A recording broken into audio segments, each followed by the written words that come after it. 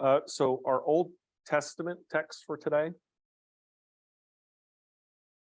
is all of chapter 10, all of chapter 11, and the first four verses of chapter 12 of Daniel. Not reading all of it. Don't worry, I'm still reading plenty. I'm only going to read verses chapter 11, 21 through chapter 12, verse 4. But let me, before I read that, sort of give you what's happened in chapter 10 and chapter 11 leading up to it. Real quick, cliff notes. This is not going to be verbatim from the text. I'll take some liberties. Daniel is by the Tigris River. He's mourning and fasting, has been for 3 weeks. This man in a linen cloth shows up with a gold belt, eyes like flaming torches, a face like lightning. Daniel falls. He's touched by something and he gets up, and the being linen cloth person says, "Don't fear. God's heard your words," yada, yada, yada. That is from the text. Daniel says, "Hey, my vision is weakened. My strength is gone." And then another one of human form touches Daniel, strengthens him, says, "Don't fear." And then Daniel's like, "Okay, I'm ready. Give me the word." That's chapter 10. First 20 verses of chapter 11, the dude in linen cloth sort of rattles off a bunch of history. Kings of the north do this, kings of the south do this, another king does this, an army comes up. It's very almost sort of Games of Thrones, as there's alliances that are made and alliances that are broken. And essentially what's happening is the author of Daniel in those first 20 verses of chapter 11 is giving an overview of 400 years from the fall of Babylon to the current reign of Antiochus IV of Epiphanes. But the telling of the story is very uneven. So 200 years of Persian rule gets one verse. The reign of Alexander, which is significant, that gets 2 verses. Conflict between Ptolemies in the south and Seleucids in the north, which is 148 years, that gets 16 verses. And then where I'm about to read talks about the rule of Antiochus, which lasted less than a decade, but gets 26 verses. So we have a rather uneven coverage of 400 years, but right. Oh yeah, right. Yep. Yeah, the author, yes, yeah.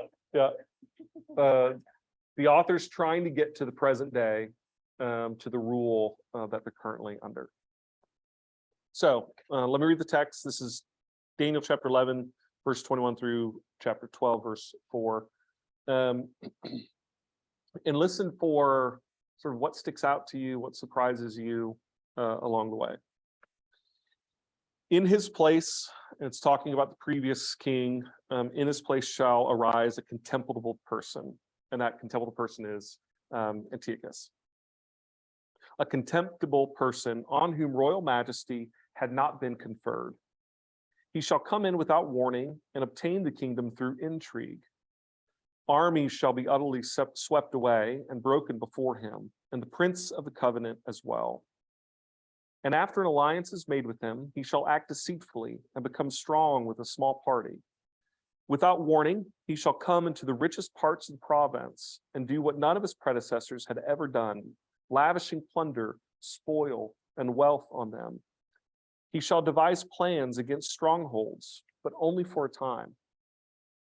He shall stir up his power and determination against the king of the south with a great army, and the king of the south shall wage war with a much greater and stronger army.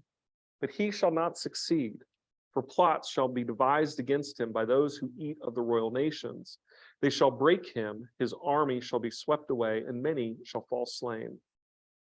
The 2 kings, their minds bent on evil, shall sit at one table and exchange lies, but it shall not succeed, for there remains an end at the time appointed.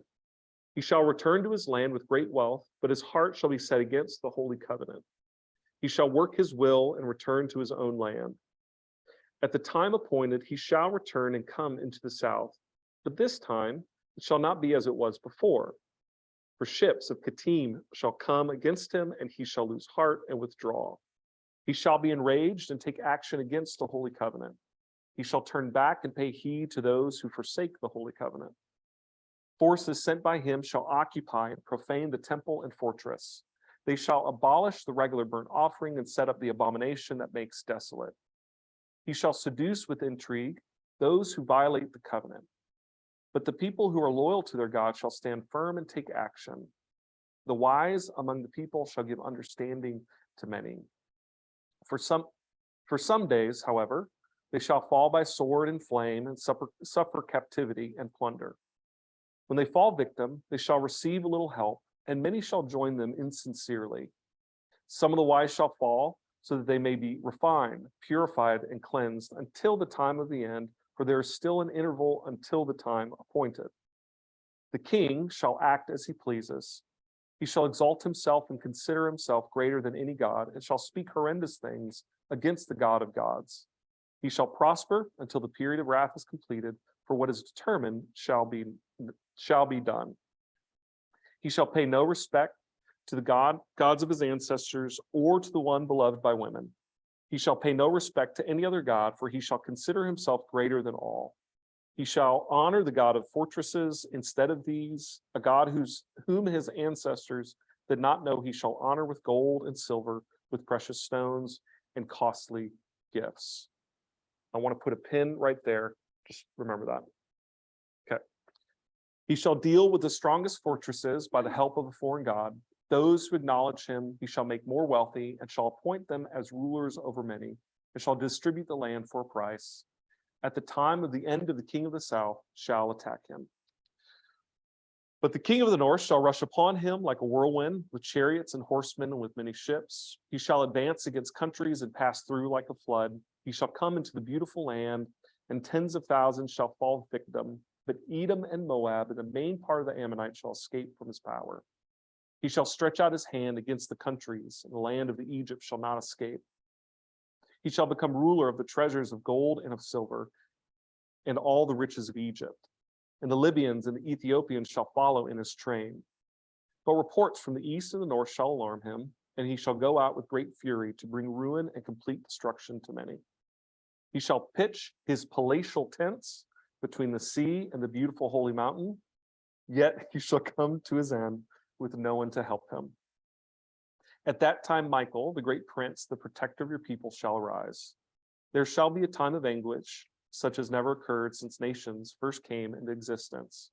But at that time, your people shall be delivered, everyone who is found written in the book. Many of those who sleep in the dust of the earth shall awake, some to everlasting life, and some to shame and everlasting contempt.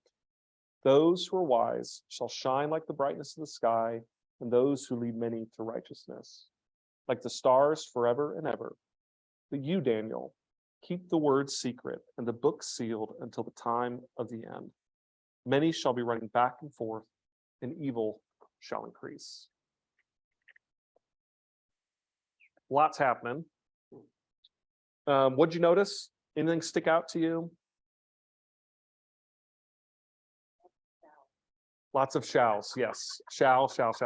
Yeah. Lots of death. Yep. Sorry, microphone. Yeah, for people. Yeah, there's people. I think you have to hit the mute button on the bottom. I don't know. Here.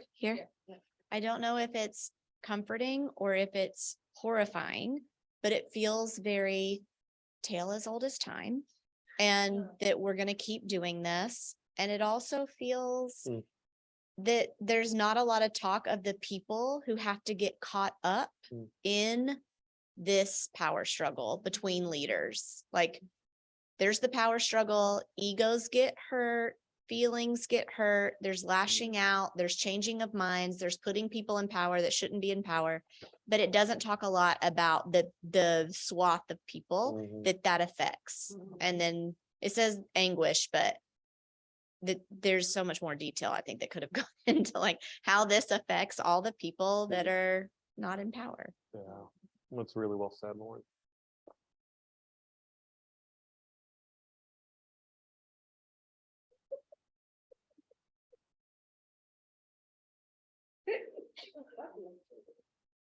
Any other thoughts? Anything you notice? I was just struck by in verse 37, he shall pay no attention to the gods of his ancestors or to the one beloved by women. Yeah. I know.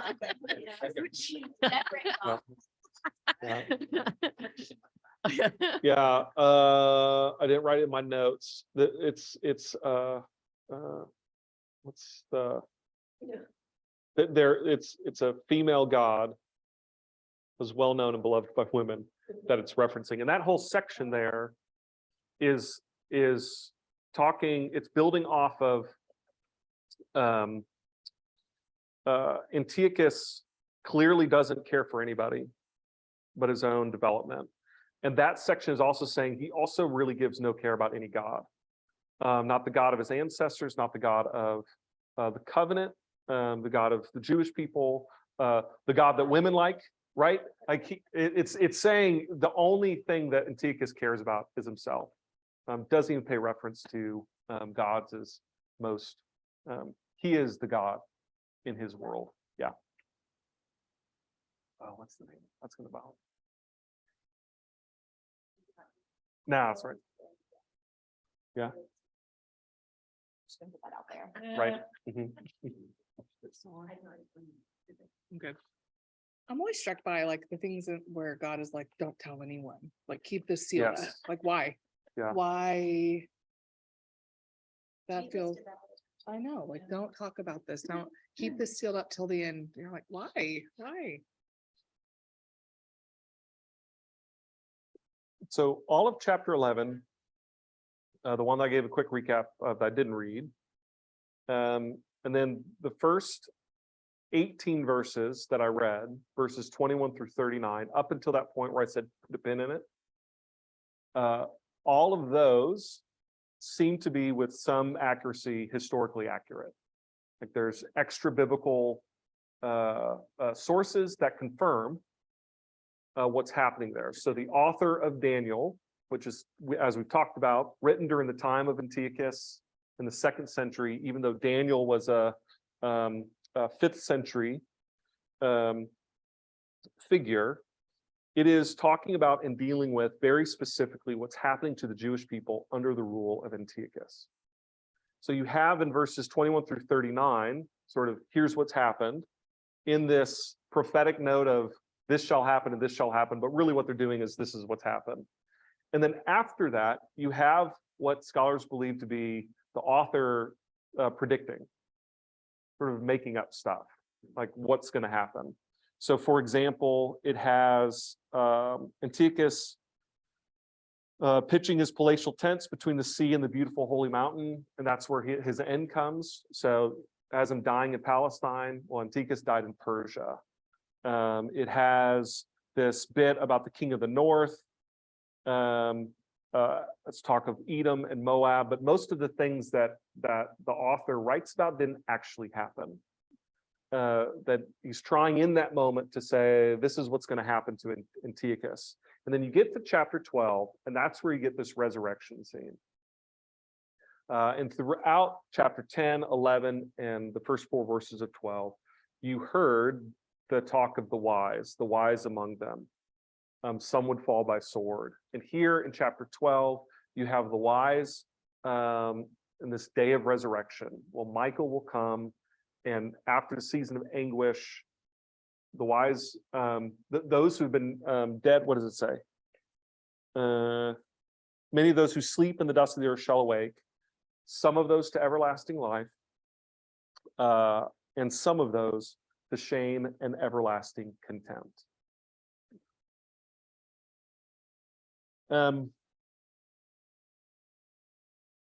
So as we've discussed before, Daniel, this person who lived up till 537, this is prophetic literature. It's grabbing from the past to say something about the present. Prophetic literature like Daniel, it's not future telling. They're not soothsayers. They're not trying to say this is exactly what's going to happen. It is an attempt, it's always an attempt, all prophetic literature is an attempt to reveal the truth about the current moment that folks are living in and how to better understand what it means to follow God in that moment. So the author of Daniel writes about Daniel, who lived centuries before, not in an attempt to recount history or to say what's going to happen, but to say something about that moment. And the primary question for the Jewish people living in the time of Antiochus is, are they going to be and live among the wise, or are they going to live by the principalities and powers of Antiochus? And the talk of the resurrection, anticipation of the resurrection, isn't, I don't think, the author's primary concern that a day of resurrection is going to happen, but more an articulation of what it means to truly live is to not live by the powers and principalities of Antiochus, but to live by the powers and rhythms of God.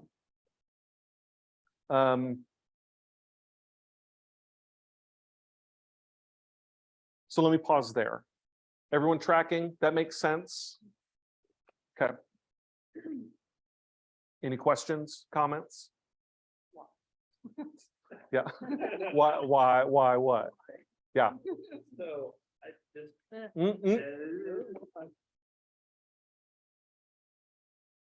hello, everybody. No, I just listening to all this, it strikes me, and that's interesting that you kind of note this point where like the everything is told as if it's a prediction of the future, but then there's like a certain point where it's like, okay, all of a sudden we were really accurate. Yeah. And then it struck me, it's like this is almost like the way that some people use these passages of the Bible today to be like, hey, and then this thing is going to happen, and this government's going to fall, and then this war is going to happen over here, and then these people are going to go to Jerusalem, and then whatever, right?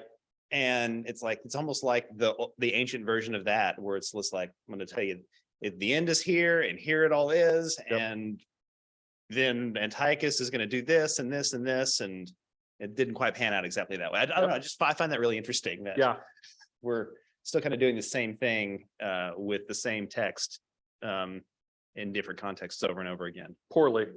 And getting it wrong. Very poorly. Consistently. Yeah. Yeah. So the why then, Julie, is not to predict what's going to happen, but to say, how should I order my life right now? So the people who are receiving this word about Daniel in that moment is really asking, in what way do I need to order my life so that I'm living in wisdom? And wisdom is to live among the wise is sort of a broad umbrella for living in a life that's patterned after what we believe to be the way of God. So Jen and I yesterday went and saw the movie Till. Anyone else seen it? It is about a 14-year-old boy, Emmett Till, who went from Chicago to Money, Mississippi to visit his uncles and cousins, and was kidnapped and lynched. And it's a story of, talk to a white lady.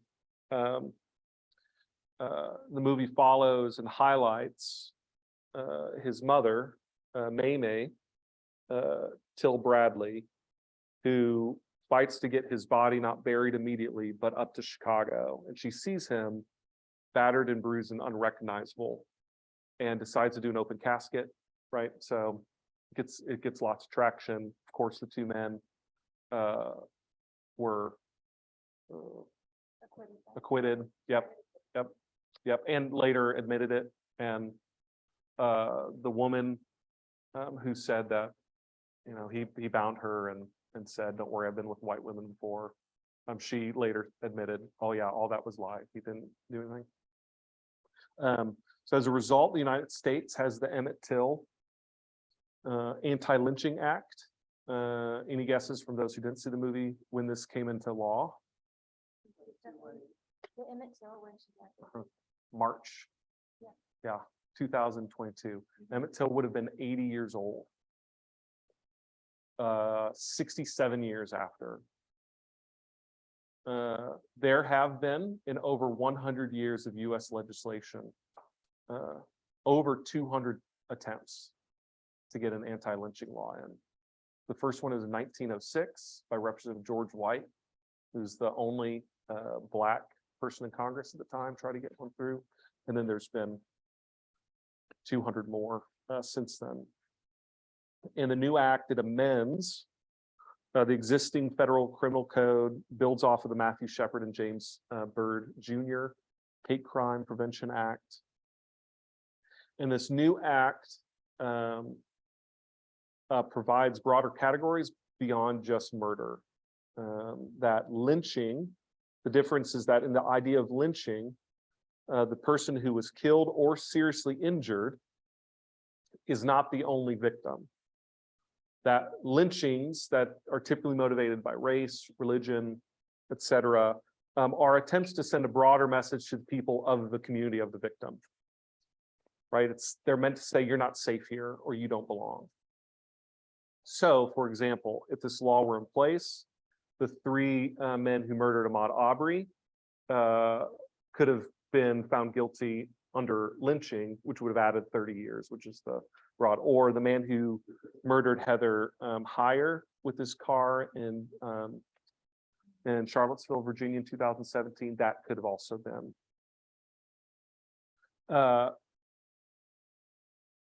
And it's shocking to watch the movie. It's shocking to even talk about these little events, because lynching is it seems such a clear right and wrong. But the fact that it took 67 years from Emmett Till and over 200 attempts in 100 years is evidence of the very pervasive, insidious, subversive realities of white supremacy that make it impossible to pass those kinds of laws or make it really difficult, right? So it's not just, I'm guessing all of us would agree lynchings are terrible. And if given, and if in a moment we would likely resist, but lynchings are the extreme example of a very pervasive power and principality of which we participate and are culpable at times. And right, so right now, the organization that I work for, whose name I won't say.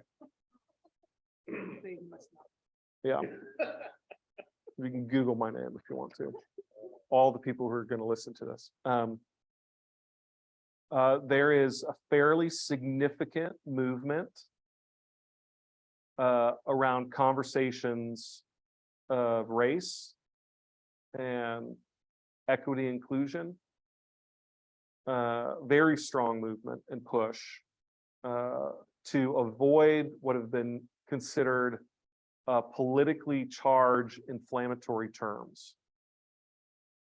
So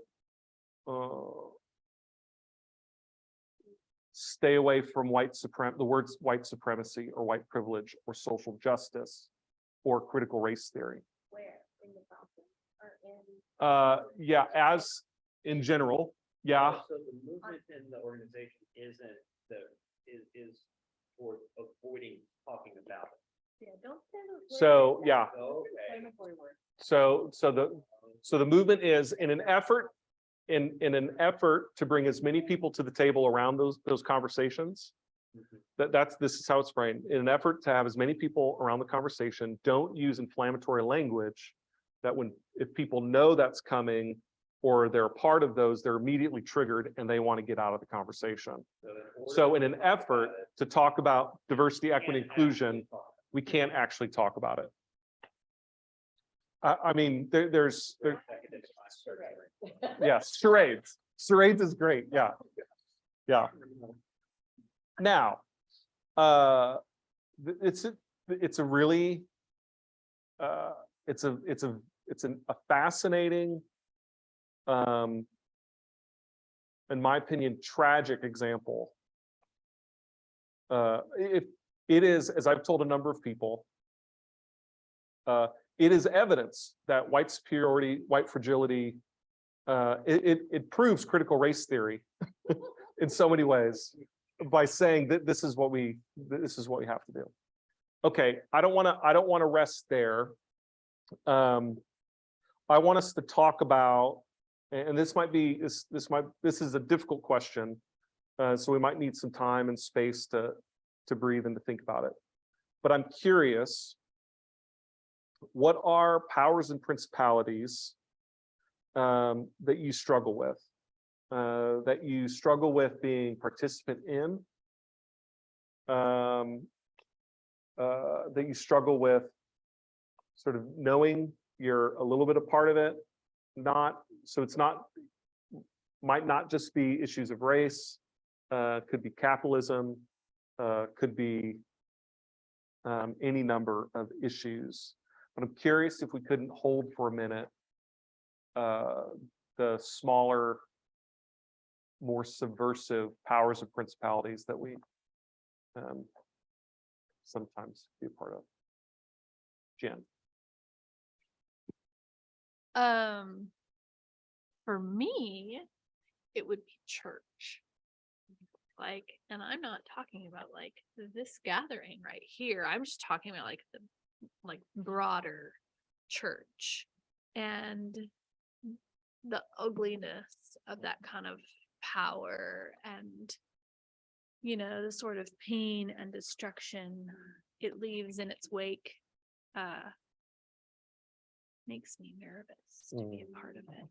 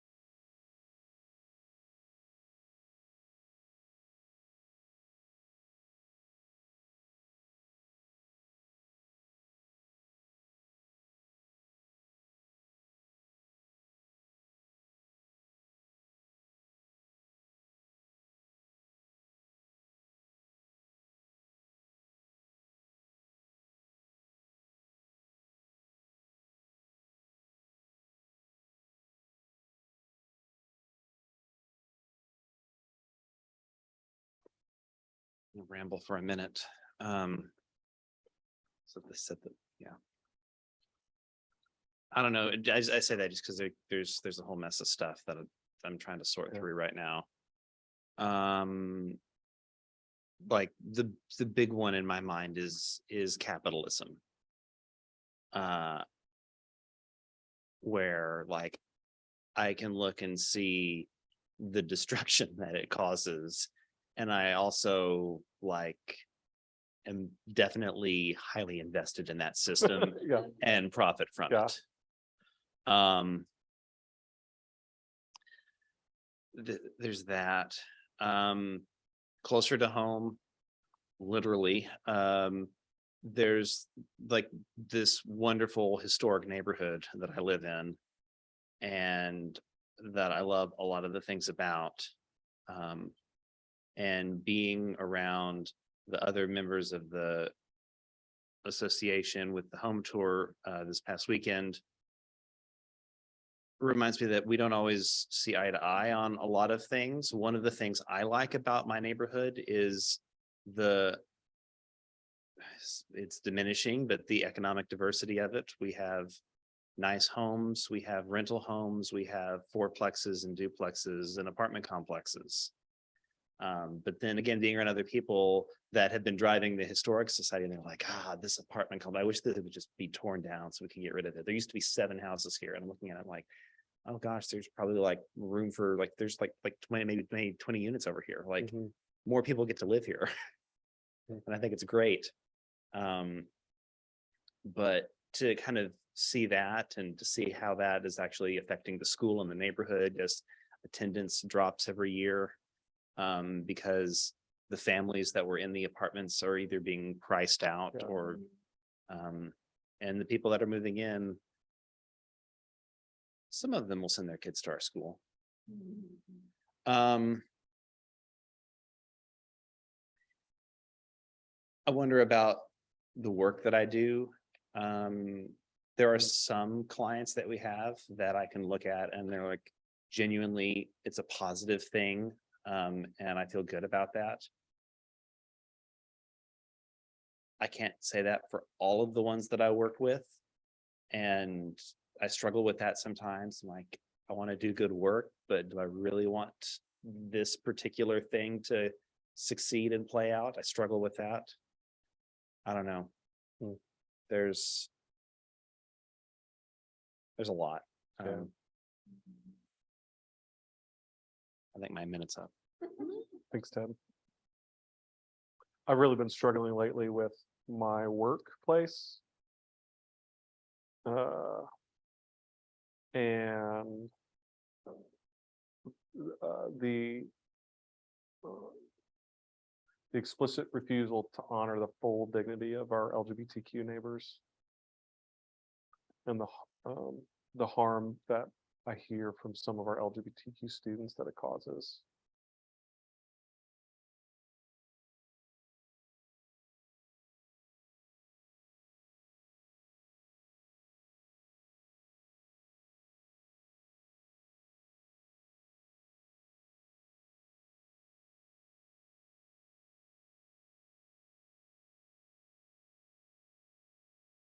I think kind of along when being in the nonprofit world. Yeah.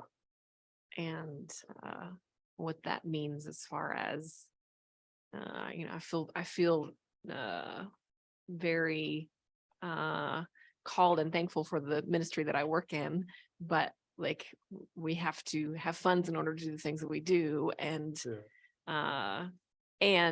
being able to try and create spaces that are safer spaces for people in Christian leadership also means that we can't necessarily be as open as we would like to be in those spaces, and the kind of how to that balance in all of those situations. Yep.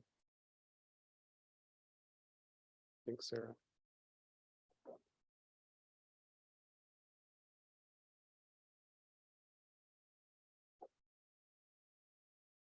Gotta hit the mute. I think I feel frustrated with the anger that I feel towards all the things around all these subjects of feeling, I hate to say woke, more woke or more self-righteous than some of the people that I live around or share community space with. In the New Testament passage that we read, Yeah. I feel like those verses, especially around an election time, can just be used to support whatever side you fall on of, that's, you're going to stand out and you're not going to fit in during this, and in my neighborhood and a lot of the community spaces I share, whatever side people were on, they would feel aligned with those verses. And that they're more, woke or informed or well balanced in their news feeds than other people, and how we coexist above that or within that, or in those spaces with learning postures and postures of love. And I don't know, I just feel, and I feel like I don't want to be angry at people I share community space with, but I do feel angry, and I'm sure that that's reciprocated, and that just feels very like, and then at the same time, I'm benefiting from the power spaces. I'm mad at them for supporting. Right. I do still prosper in those systems. So then it's just like, dang it, I can't be mad at them because I wouldn't want that to go away. But so yeah, just so many angry, complicated feelings.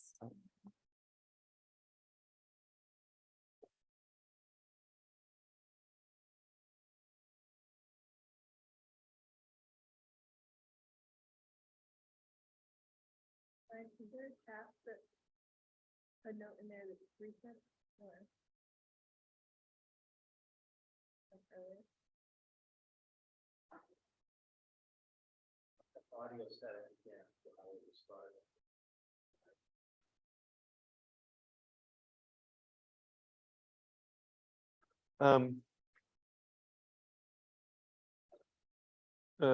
So my intent was not to make us feel hopeless. Yep, I'm positive. I'm positive, yeah. Go in peace.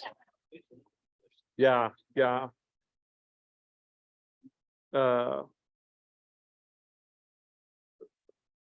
friend in Bellingham, Monim, who manages hedge funds that are compliant with Sharia law.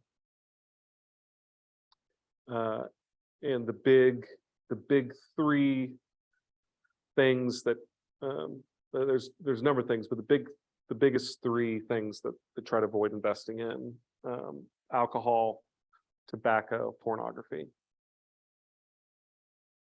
And he's told me finding companies that aren't attached to those three is really hard.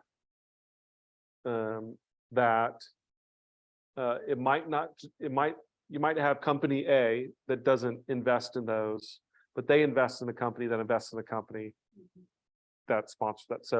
So much of his job is sort of tracking all of those things. And in a world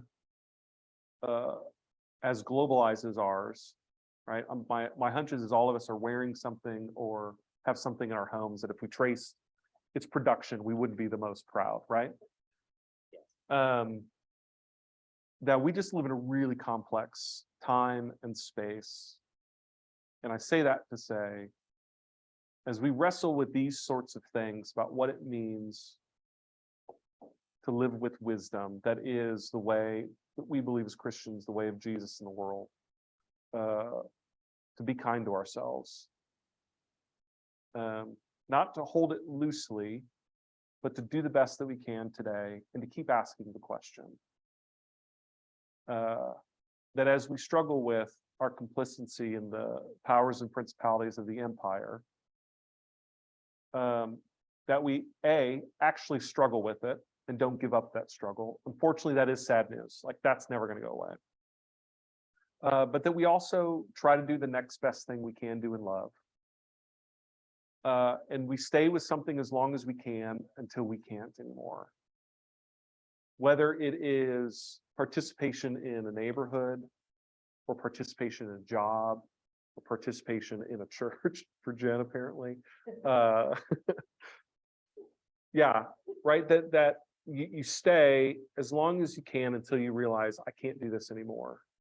And that you're kind to yourself as you're trying to work out in the complexity, and that you're kind to others who are called to spaces that you're no longer called to. Am I making sense? Because I think about people who are in spaces, whether it's churches that aren't open and affirming, or churches that have clearly and explicitly taken the middle road on issues of race. I can't do that for myself anymore. And I have frustrations and questions about people who are in leadership there. But I also know some of the people that I know who are in those spaces also feel called to those spaces because there's people who are hurting there that they want to be a semi-safe person with in the midst of that, right? So as we wrestle with this whole notion, as we reflect on Daniel's invitation written to a bunch of people long ago who are in their own messed up empire that's literally killing them, that we not just take those words as a historical lesson, like, ooh, isn't this interesting, all the kings and you know, weird things that Daniel did and the weird visions, and not just take it as, ooh, what's going to happen in the future, but to ask the question of ourselves today, how might we wrestle in the same way? How might we be invited more deeply into a life-giving power instead of the power of empire?